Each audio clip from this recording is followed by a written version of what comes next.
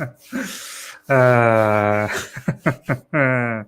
Ladies and gentlemen, welcome back to the other side of the coin. Something is definitely brewing, and in Karim Benzema's, camp, something is definitely happening here. I'm now absolutely sure that there is definitely some sort of tension between Karim Benzema and I was going to say Atletico Madrid, Al Ittihad. So, look, ladies and gentlemen, without further ado, let's get into the news.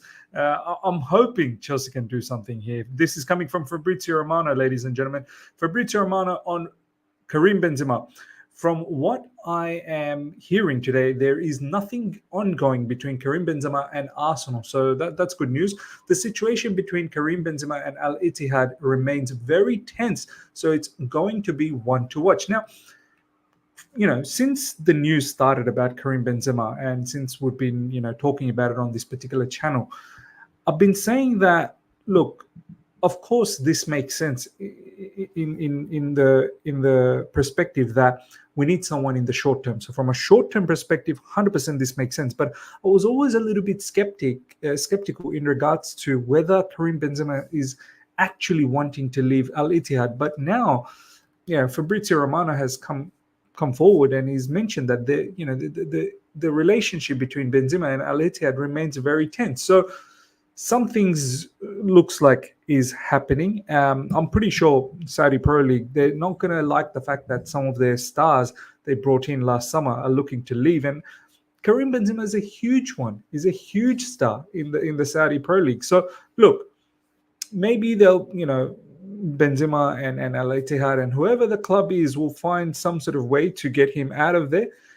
I just hope that Chelsea Football Club, ladies and gentlemen, makes themselves it puts themselves in the situation to get this particular deal done. Very, very important, because for me, a player like Karim Benzema honestly will go a long way to rectifying this situation. For me, he's the best short-term solution. He's 36, so I'm not looking to give him 5-year contract. No way. Not even a 2-year contract. I think for a short term, Karim Benzema, he wants to come back to Europe potentially. If he is, then this is a perfect opportunity for Chelsea Football Club to pounce.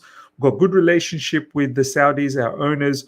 Wages, Karim Benzema has to take a major cut. I'm talking about in the vicinity of 95%, because he's on some mega wages. So I'm keen to know why he's looking to leave Saudi. Like, what is going on? You'd think, him coming from that Muslim background, and then he would like that Middle Eastern sort of setup. But very, very interested to see, is he just not enjoying, I suppose, the level of competition in Saudi, and perhaps wants to give one last shot in the European stages. Look, if he does well with Chelsea Football Club, that's if we do get him.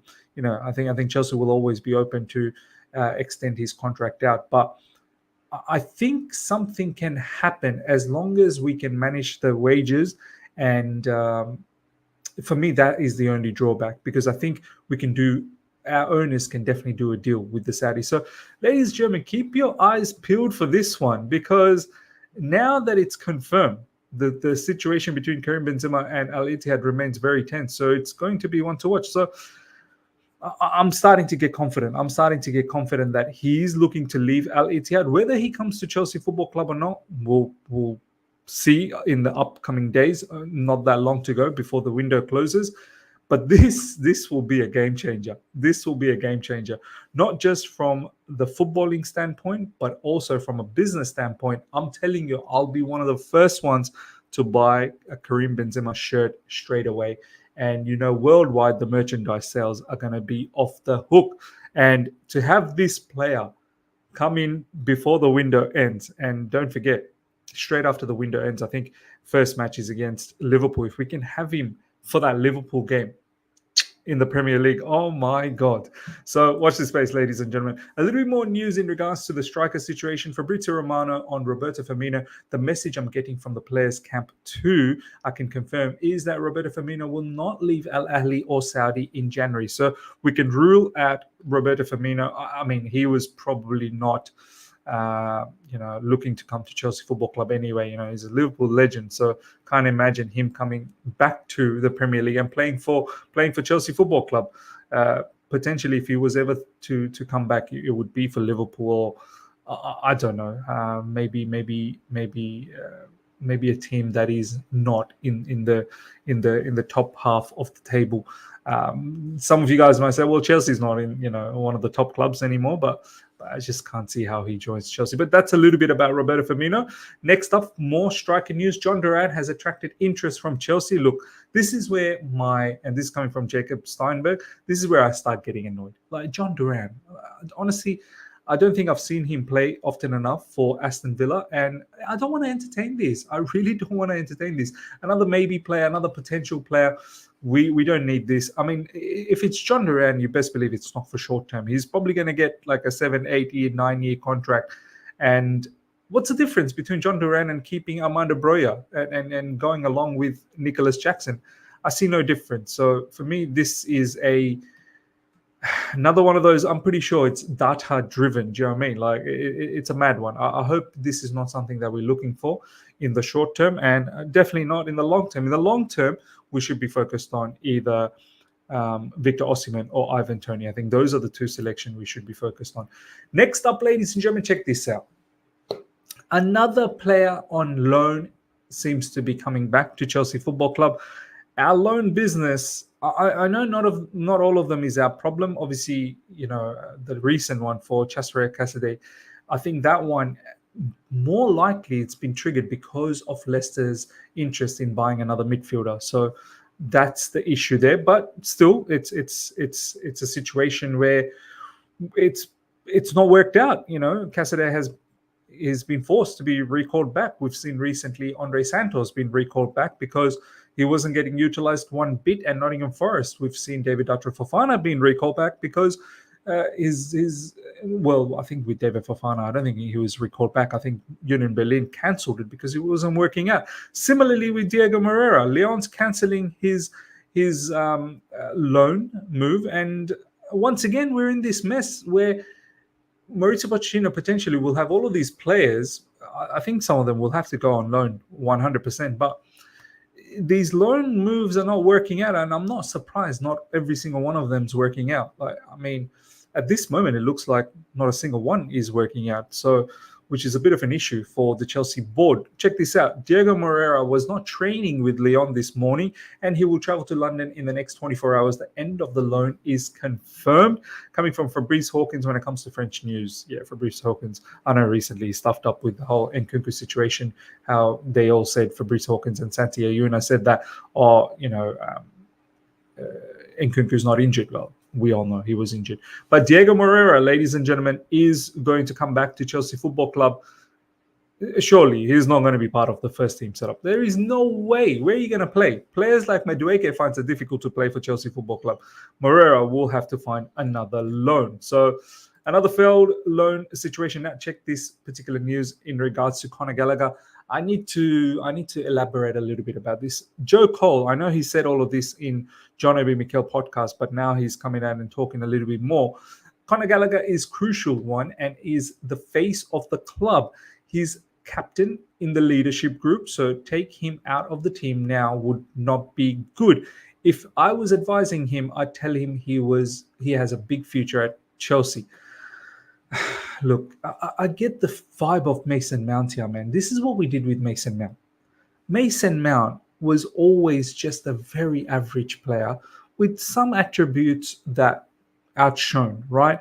Like in terms of his off-the-ball work rate and pressing and whatnot. But every other attribute was very average. Similar with Gallagher. Look, I put my two hands together. Like, don't bash me in the comment section. I think he's Chelsea through and through from the heart. He's a good character. But in terms of his overall footballing package, it's not good enough. He has been good this season. Some may even say that he's been the best midfielder for us, but our midfield setup, our midfield dynamism is not good. To say that he's been the best out of the lot in midfield when the midfield structure hasn't been great, it's not a good way to assess this player. Honestly, every day of the week, Caicedo and Enzo Fernandez are better midfielders. They've just not been able to operate well enough is because Maurizio Pochettino has got no clue in midfield. Gallagher, similar like Mount, off the ball work rate is what really, really, sticks out. But every other facet when it comes to footballing side of things on the ball is not good enough at Chelsea level. And I don't understand why people like Joe Cole, and maybe it's English bias, who knows, but Joe Cole, he should know what level of a midfielder Joe Cole was. And to say these kind of things in regards to Conor Gallagher is just, you're doing a bit too much. You're doing a bit too much. Why are we overhyping Conor Gallagher, man? It's ridiculous. Why can't we be open about it? He's been all right, but he's just not good enough. Please, please, please, please, he's not good enough. That's my 2 cents in regards to Conor Gallagher.